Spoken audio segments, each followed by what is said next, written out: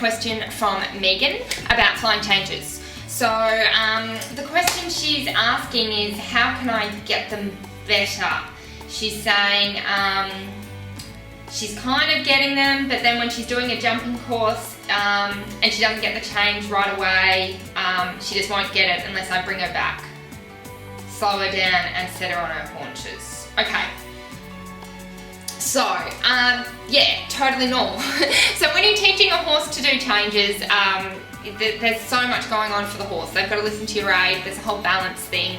You've got to make sure that the inside shoulder is free to bring through the new change. You've got to make sure that the hind legs are under, you've got to make sure all these things are happening.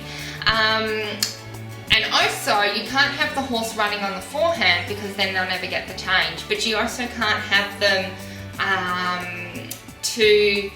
so you can't have them too forward, but you've got to have them forward enough. If you sit them back too much and you're like, elective canter, and you're blocking with your hands and you're just, coiling them up, they're like, man, I can't do anything, and they feel really blocked and they can't do a change either.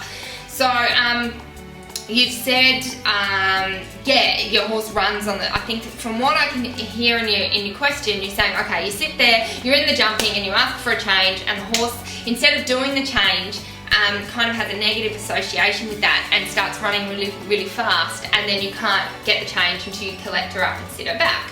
And that's okay. There needs to be an element of sitting them back, because if they're running on the forehand, they will never get the change. So you do need to be half holding with your new outside rein. So if you're cantering, oh, you're going to test me with my lefts and rights. If you're cantering right, yes, I wrapped my right hand, and you want to do a flying change to the left, you need to make sure that you've got the new outside rein. So it was your inside rein, now it's your outside rein. So it's your right rein. You're cantering to the right, but then you half halt on the new right rein. You put your new inside leg on and kind of get softening, and the rib cage moved over to the right, and softening through to the left. You can do a little bend with the inside rein, which used to be your outside rein, like the left rein now, but then you've got to make sure you soften it, and then it's just with your seat, you go the new seat bone and push the change through. And yes, they have to be, the horse needs to be in self-carriage. They can't be bearing down, really, really heavy on the bridle and having 500 kilos in your hand, because that won't work. It'll be all blocked and the change won't be able to come through. You can't have them galloping off, because then they're not engaged enough to do the change. So it's that's when you're teaching a horse to do changes, it is a timing issue. That's why in the medium test, it's always between two markers where you ask for the change. So as a rider, you can go, oh, okay, set it up, feel it, collect, soften, change. Rather than, in the Grand Prix when it's like, change, and you're like, hang on! Or is that just me?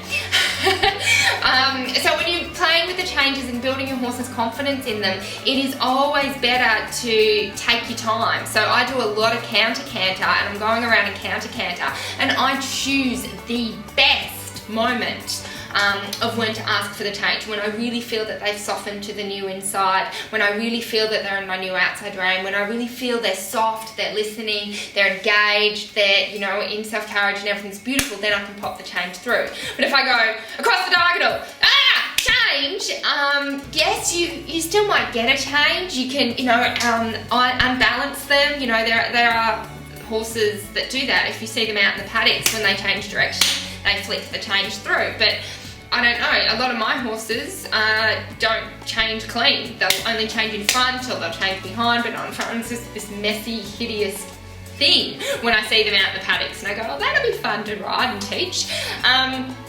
So my advice is to go back to getting the flying change when the horse is ready, because then the horse always does it well, and then you can always praise the horse and tell him what an absolute superstar he is, and it's just pat, pat, pats.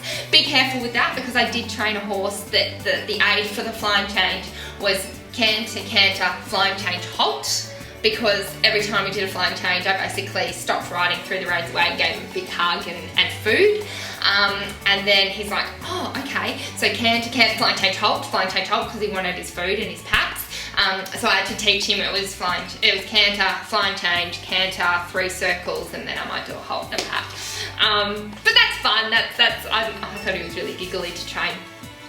But that's probably my advice to you. I want you to get the changes back off your aids when you feel that the horse is ready, and then it's just about speeding up getting the horse ready. So when I started doing Grand Prix and I started having to do these ones, I just had to get quicker at getting the horse prepared. It was like, okay, I have like 1 millisecond of a second of a stride to get my horse soft and ready to go for the next change. Whereas when you're competing medium and you're in canter, like in Australia, we've got between 2 letters that you can ask for the change. So you've got time to balance and all that stuff and then ask for a really great change.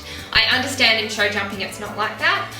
It's gonna change directions, but I think coming from a dressage perspective, not a jumping perspective, please, I mean, I'm not a jumper, so if there's jumping coaches out there that can help you, but my thinking would be, okay, I just got to build strength in the horse, I just got to build understanding in the horse, and in 6 months, it doesn't matter, probably in 3 strides or 2 strides, I can straight away get him on the new outside rein, soft to the new inside leg, and a flying change through, and you'll have your change when you need it.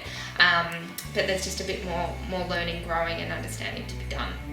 I think that's everything in your question. You said, she won't do a nice smooth change. She stomps the ground with her front legs and breaks the rhythm and brings the impulsion speed right down. Yeah, so that's just her probably trying, going, I don't know what you want, I don't know how to physically do it, so I'm gonna do it this way.